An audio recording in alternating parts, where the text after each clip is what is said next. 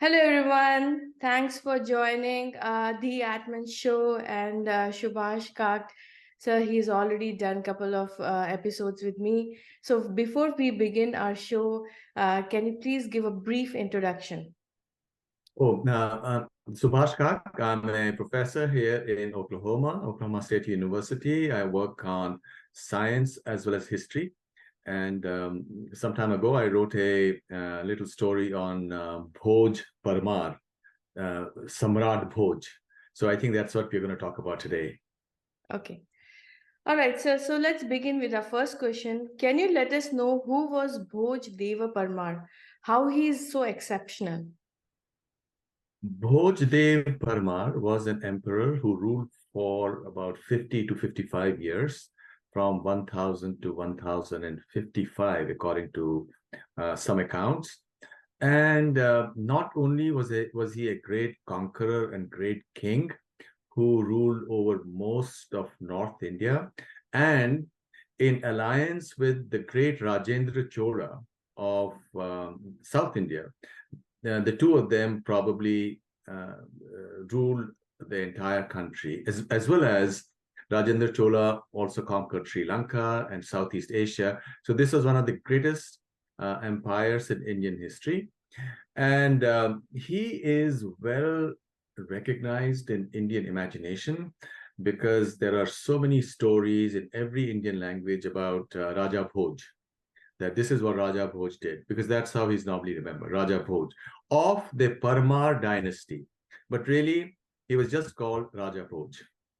Okay, so you're telling if you include the Raja Bhoj and the Rajin Chola, they were totally they conquered everything right from Afghanistan all the way to Cambodia and Sri Lanka. Include absolutely, and Java and Southeast Asia, what is currently Indonesia. And in fact, a third member of their confederacy was Gange Dev of Telang, which is where right now Telangana, etc. is. So it's indeed true. They ruled all of India, and very sadly, it's not included in Indian history books. So most Indians don't know about it. Yeah. So, I mean, if you think about it, like everything was one. And what happened that so many, states and things got divided? Maybe later on in the time, there were not much unity among the kings or something like that. Well, India is a very large area, Mm-hmm. and India has always had many, many kings or principalities and rulers in this place or that place. And from time to time, somebody rose up and united them. Mm-hmm. So Raja Bhoj was one of them. And of course, in Indian history, there have been other accounts as well, or other periods going all the way back to the Mauryas, where most of India was under one king. But Indian society has been decentralized, or it still is, Mm-hmm. and because of that, it was easy for small states to exist independently for a long, long time. Okay. So, based on an article, I think Raja Bhoj was a very knowledgeable person. So he knew things about like medicine, city planning, robotics. So, can you talk about these first, and then we will talk about in detail about the machine and aircraft concept. But before that, can you talk about medicine, city planning, robotics, and things that how he was knowledgeable and how he built the city according to his knowledge. Okay, how do we know of all of this, first of all? Yeah. Uh, we know of it from 84 books he authored, and those books are still available. Now, of course, somebody might say, well, maybe these were the scholars in his kingdom, but no, the books very clearly say that he was the writer. So not only was he a great king, he was also a great intellectual and somebody who put knowledge together. In fact, if I remember right, since you asked me about robotics, did you ask me for about robotics right now? Robotics, yeah, Yeah. robotics, yes, yes. So I What was believe robotics like? Very interesting. Like yeah, we thought we are doing artificial intelligence right now. So what was artificial intelligence back then? robotics in the sense, I believe in the big palace, there was also a kind of an elevator, a lift Okay. for people to go from the bottom, hydraulics driven. So he Oh, had thought of that. okay. And I think there were also, toys which could speak and so on. So they were interested in making things in different ways. And then he also made one of the greatest temples. Mhm. And that temple is still, part of it is still there. It's huge. It's one of the biggest that is all over India. And then he dammed a big lake, which is still there, one of the biggest lakes. So Mhm. there are lots of construction and city. Mhm. His capital was Dhara Nagari. Mhm. So they were, it was Can well you also planned. tell me where is Dhara Nagri? I mean, tell us, our viewers, where is Dhara Nagri in today's scenario? I believe it's somewhere near Bhopal. Okay. Now, the city Bhopal is also named after him. Mhm. Bhoj, Bho from Bhojraj.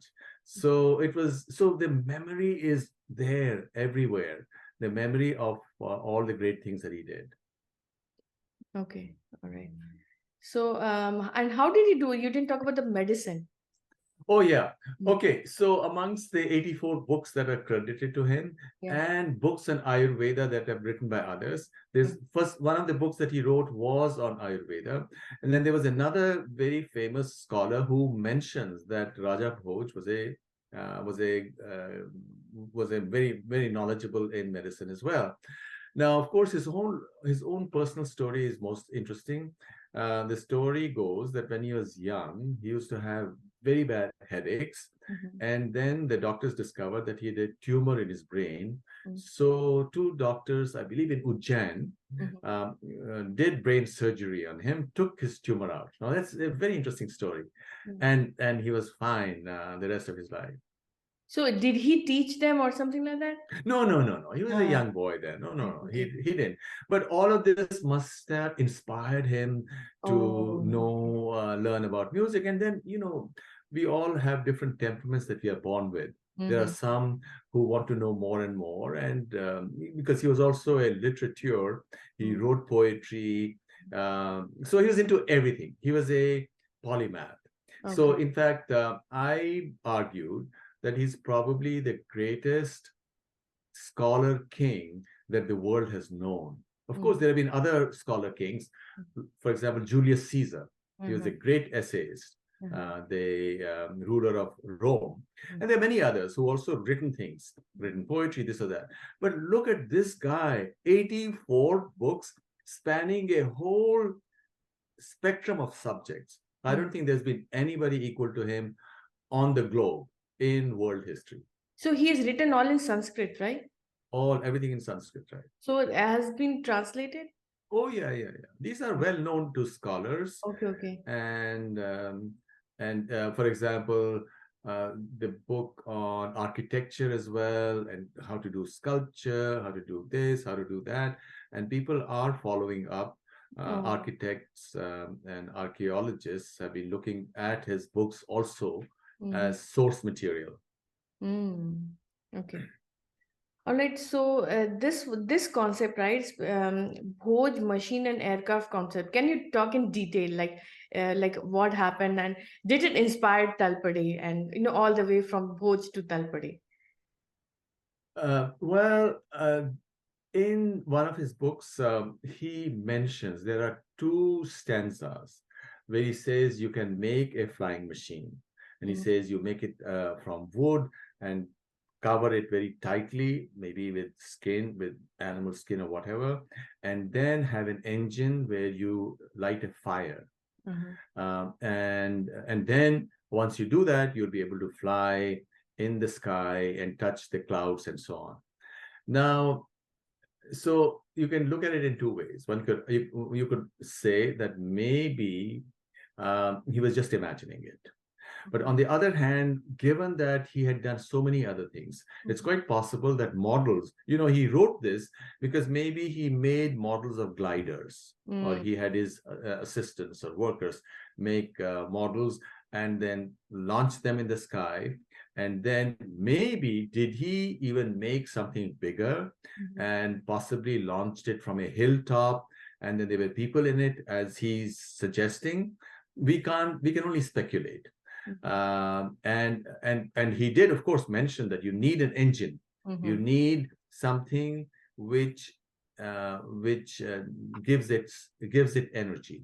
So perhaps more research is needed on this, but it's very clearly stated. And I do, in my article which I wrote on Medium, I do mention those specific verses where he said how it could be done. Yeah, yeah. Okay.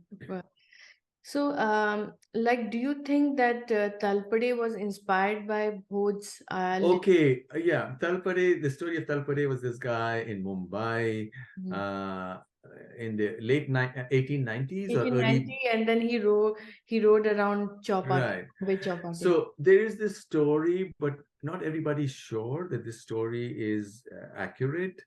And it's also more likely. Well, first of all, Raja Bhoj's books were known, so there was certainly that tradition.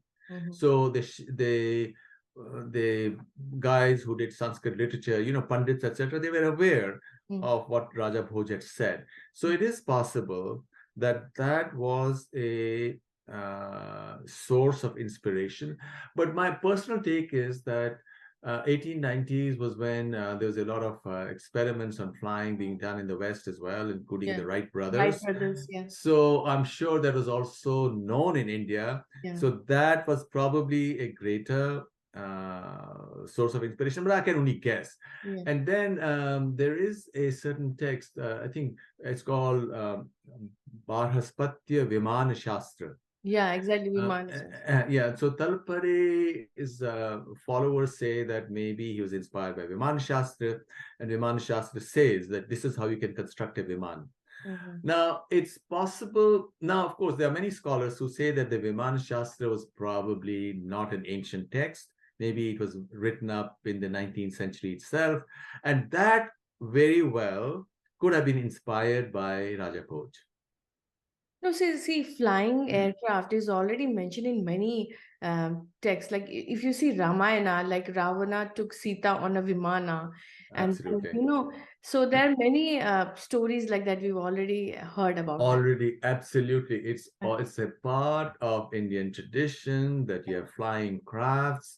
In fact, in one of the parvas of the Mahabharata, there Mhm. is even mention um, of battle between humans and and people in flying craft who are wearing airtight suits. Yes, Can you and believe it is it? showing in the architect, like temple architect.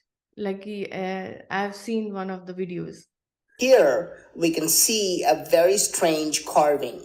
These figures look very similar to modern day astronauts. They're wearing helmets which cover their heads completely, and you can see that each person is wearing protective gloves in his hands. Notice the cuffs. If you observe closely, we can even see some of them have wires that go from one side of the helmet and hooked up to a spherical device at the back of the helmet. If you compare this carving with modern day astronauts, the similarity is uncanny. Yet, these carvings were created at least 900 years ago. Some even say this temple was built many thousands of years ago. The question is, does this carving actually show astronauts? Right. So you have all of that stuff, but we don't know what to make of it. Is it mostly, imagination? Because you also have science fiction right now. So was this more of a certain genre of Sanskrit literature where people use their imagination to think of all of this? Like the Vimanas, as you mentioned, of Ramayana and the Mahabharata and so many other texts in India. So, but you are absolutely right. There was this very old, robust tradition in India of flying machines, and also a tradition of weapons which could do which could destroy the world. And not only that, there's also a tradition of cloning. All the 100 Kaurav kids were born of a single fetus, single embryo. On And a as test tube babies, something like that. yeah, a single embryo. The story, and this is one of the most important elements of Mahabharata, the greatest story in the world, certainly the greatest story in India. So the mother gets pregnant, but the fetus, it doesn't develop. So then the embryo is taken out, and the story is that it's placed in a pot, whatever we mean. A pot is a test tube or whatever, and then divided into 100 parts, and 100 Kauravas are born from a single embryo. Yeah. Right? Gandhari's children. Children, yeah. Amazing. So why did, now of course one could say, why did they think of it? We don't know. The imagination that's been used in Indian literature, whether it was only sci-fi, science fiction, or was it let's say more symbolic, to communicate something deeper, not necessarily to be taken literally, to suggest something deeper about human nature. So it could be any of those things. Yeah. No, and one more thing, like about robotics we were discussing, like in Mahabharata, they had something called Barbarik. Year 1027 AD, about 1,000 years ago, a group of workers were digging the ground for water in a village called Khatu in the state of Rajasthan in India. After digging for more than 30 feet, they found a strange metal box which was sealed airtight. On the box, there was one word engraved: Barbarik. When they broke the box open, inside there was a skull. It was not a regular skull made of bones, it was made of a shining metal. What's even more strange, the skull had 2 eyeballs in the eye sockets. The workers immediately ran to the king who was ruling this place at that time. His name was Rup Singh Chauhan, and he called all learned men to convene at his court to understand about this. Barbarik was a great warrior who lived 5,000 years ago during the time of Lord Krishna. But there was something fundamentally different about Barbarik. He was not human. He possessed godlike strength. He was capable of handling multiple weapons at the same time and could solve mathematical problems in lightning speed. But his speech was slow and he could not recognize faces. He was not intelligent like humans. He had artificial intelligence. What do I mean by this? Let's wind the clock back about 5,000 years ago. He would switch sides and support the other army now because they have become weaker. Barbarik's reply stuns Krishna because this means that Barbarik will keep switching sides between the 2 armies and destroy both sides completely. Krishna concludes that even though Barbarik is capable of handling advanced weapons with extraordinary precision, with his unnatural intelligence, he will actually cause harm to human beings rather than help them. So Krishna decides to disable Barbarik's physical activity, asks Barbarik to cut his head from his body. Here's the most interesting part. Barbarik removes his head and offers it to Krishna, but continues to talk. This clearly shows that he was not human. He was an artificially intelligent machine. So that Barbarik used to go to the battlefield and tell what is happening into the battlefield to Sanjaya, who was telling Dhritarashtra like what's going on in the battlefield. So that was an AI. Is it right? Am I? Do you Yeah, think? absolutely. I think it's in line with what we were talking just a minute Yeah. ago, Yeah. that this imagination that all this is possible. You can do remote viewing. That's Mm-hmm. how Sanjaya Yeah. tells Yeah. Dhritarashtra as to what's going on in the field, because Dhritarashtra and Sanjaya are not there. Yeah. They're very far. But the whole of the Bhagavad Gita Yeah. is Sanjay narrating to Dhritarashtra as to what's going on the Kurukshetra field. So once again, the question of why was it make sense? Why was it made central to the story? Yeah. Or why is the story of cloning so central? They Yeah. didn't have to do it. Yeah. So we can only leave it as questions. We don't have any answers. Nobody has any answers to this. Okay. So, okay, one more thing. This is very important. Like, see, in today's world, like Afghanistan, all the way is like a kind of a disturbed area. But at one point in time, it was like Bhoj Parmar's territory. So, what went wrong in the history? I mean, I know you told that, but just can you a little bit elaborate to the viewers? Um, Afghanistan was ruled by Shahi kings, Yeah. Turki Shahi, Hindu Shahis, and they were Turkish, but they were Hindu and they were great builders.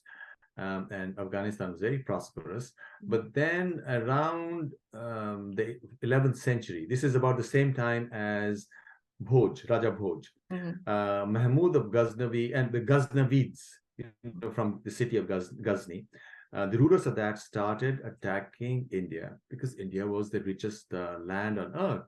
Mm-hmm. And so it was a great source of what carrot, the big carrot hanging out there is India. So let's go. So I think this warfare, Mm-hmm. continual warfare, and they destroyed Afghanistan's own amazing culture. Afghanistan also had the Bamiyan Buddhas, right, which were destroyed only 20 years ago Yeah. by the Taliban. This Yeah. is the biggest, the whole mountainside, the figure of Buddha, which was a great work of art, Yeah. of world art, Yeah. for all of humanity. But the Taliban destroyed it, their own great heritage. And this is a process that's gone on for centuries. So Yeah. they destroyed their own past, just like what's happening in Pakistan. Pakistan is another disturbed area. Mm-hmm. So in other words, history has sad chapters. Mm-hmm. Good things come to an end sometimes, and Afghanistan is an example of that. Afghanistan and Pakistan. Okay. All right. So, what is the significance of Bhojpuri language? In today's world, like when you talk about Bhojpuri, so people actually, don't look it in a good way. They say they make fun of it. But what went wrong if it was related to Bhoj? And what's actually what was good, and then how it deteriorated, or is it deteriorated? Like, can you throw some light on that? Okay, after Bhoj, since Bhoj was so famous, Yeah. Bhojpur was named after him. Okay. So the language of Bhojpur, that state and around, was Mm-hmm. called Bhojpuri. So Mm-hmm. in other words, a whole world language. Bhojpuri is a world language. It's like Hindi. It's another language which Uh-huh. is spoken in Eastern India, Eastern Okay. UP. So Bhojpuri is a language named after Raja Bhoj.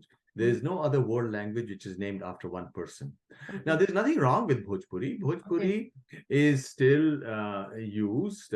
See, what happened was in India, Mm. due to many historical factors, West UP Hindi became the standard, which Okay. is the Hindi of Mathura.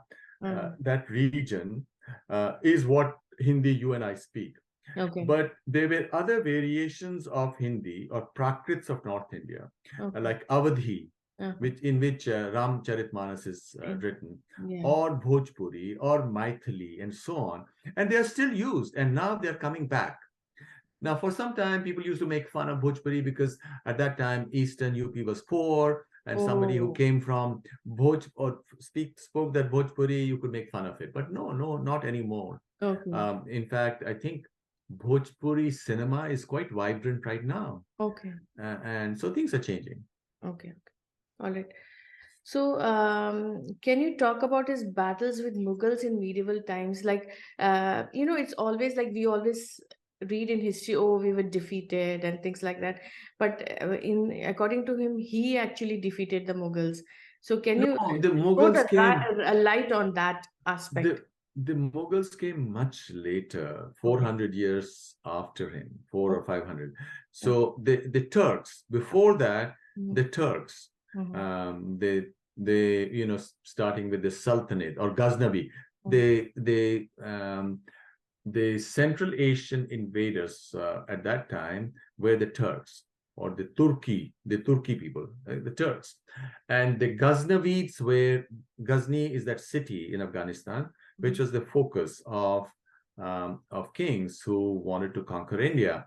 So, according to Ghaznavid own documents, Ghazni or Ghaznavids did not attack India because there was a very powerful king in India Yeah. whose name they called Param. Mm. Param after Parmar. Oh, There yeah. was a Param Dev, great king. Yeah. So they dared not attack India Mhm. when Raja Bhoj was the emperor. Yeah. So they came in only after him Mm-hmm. because at that time he was like a big wall. Mm-hmm. Okay.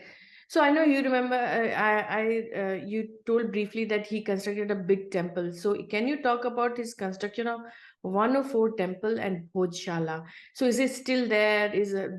Are there any ruins? Like, can you talk about it? Can you throw some light on that? The great temple, one layer level is still there, Hmm. and And you where can. is it? I think it's in Bhopal or somewhere there, somewhere Okay. close to that. It's huge. It's so huge that it's difficult to imagine. And then, unless you take pictures, there are pictures very easily to be seen on the web. Mhm. And Bhojshala, yeah, Bhojshala is where there was this library, right? Mhm. And that those ruins are also there, and many of those temples are still up. They're not everything is in ruins. Okay. So yeah, one can go, and there are some archaeologists, and I mentioned them, and you can see the links also in my article, Mhm. who've been working on that site. And in fact, one of the things that I recall is that at this great temple, because you might ask, how were these constructions made? Exactly. Like, what Yeah, are but the did they art? have did they Mhm. have designs? Did Mhm. they, was there an architect who would make a design? Yeah. So on one wall at that temple, at that construction, there is a general design. So so in other words, just as right now you are building something and people can access or look at the design on the computer, on the laptop, and see, okay, here we are. At that time, all the workers or the contractors or others could see this huge design on a wall. It was all inscribed, and we can see it too, which is very wonderful. Okay. All right. Okay. So thank you so much. I know it was a short discussion, but very, we I got knowledge on that one. And before I let you go, do you have anything to say to my viewers of the Atman Show? Keep on viewing the Atman show. It's a great one, and there's lots of nuggets that have been forgotten Yeah. are being presented here. Okay. Thank you. Bye. Bye. Stay.